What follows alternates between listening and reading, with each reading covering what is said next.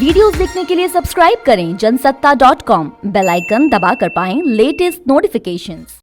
मतभेद जरूर है और मैंने भी तो बहुत दिनों से आपके साथ ये बोल रहा हूँ ना कि हम क्या भारत पाकिस्तान है, हिंदुस्तान पाकिस्तान नहीं है। नहीं, मिलना जुलना होता है, बातचीत होती है, लेकिन अब हमारे रास्ते अलग हो गए हैं पॉलिटिकली। और फडणवीस साहब का भी यही कहना है, राजनीति में अगर रास्ते अलग होते हैं, आप देखो आमिर खान और किरण राव, रास्ते अलग हो गए लेकिन दोस्त हैं। बोला ना, वैसे है ये, रास्ते अलग है लेकिन दोस्ती कायम, दोस्ती रहेगी राजनीति में। उसका मतलब ये नहीं कि हम सरकार बनाने जा रहे हैं। आपका अगला सवाल का जवाब मैं पहले दे रहा हूँ। आमच्यात शत्रुत्व नव्हतंच ना, कधी शत्रू थोडी होता आम्ही। आमचे वैचारिक मतभेद झाले कारण आमचा हात सोडून, आमच्यासोबत निवडून आलेले आमचे मित्र आमचा हात सोडून ज्यांच्या विरुद्ध निवडून आले त्यांचा हात पकडून निघून गेले, त्याच्यामुळे मतभेद उभे झाले ना। ते काही धुऱ्याचा वाद थोडी आहे की म्हणजे सुधीर भाऊचा धुरा काही उद्धवजीच्या धुऱ्याला लागू नये आणि त्यांनी यांच्या धुऱ्यावर काही अतिक्रमण केलं असं नाही आहे। त्याच्यामुळे हा काही आमचा धुऱ्याचा वाद नाही आहे किंवा आमचं कुठलंही शत्रुत्व नाही आहे, पण वैचारिक मतभेद आहेतच।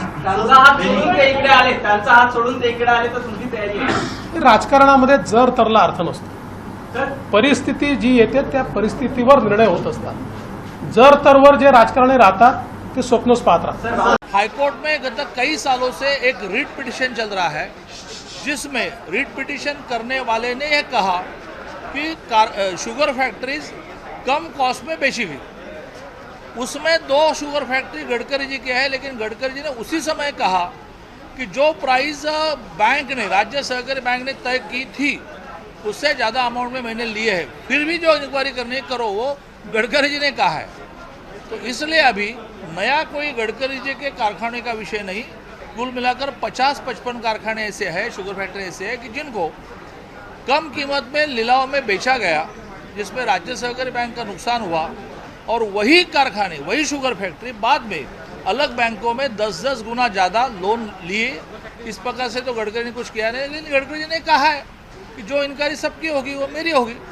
तो मुझे लगता है कि बराबर 52-53 कारखानों में से 2 गडकरी जी के कारखाने निकालना और टीवी पर चलाना, ये अपना अपराध छुपाने का प्रयत्न है। स्टेटमेंट सामने आ रहे हैं फडणवीस जी की तरफ से, कल से जो स्टेटमेंट सामने आ रहे हैं फडणवीस जी की तरफ से कि शिवसेना बीजेपी जो है वो एक दूसरे के दुश्मन नहीं। अभी नाना पटोले भी यही कहते हैं कि हम कोई किसी के दुश्मन नहीं है। तो क्या आसार है कि शिवसेना बीजेपी का एक पॉसिबल अलायंस फ्यूचर में देखा जा सकता है महाराष्ट्र में?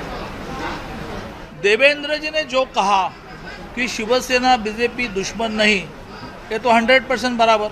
इसका अर्थ यह नहीं होता कि दोनों मिलकर सरकार बनाएंगे।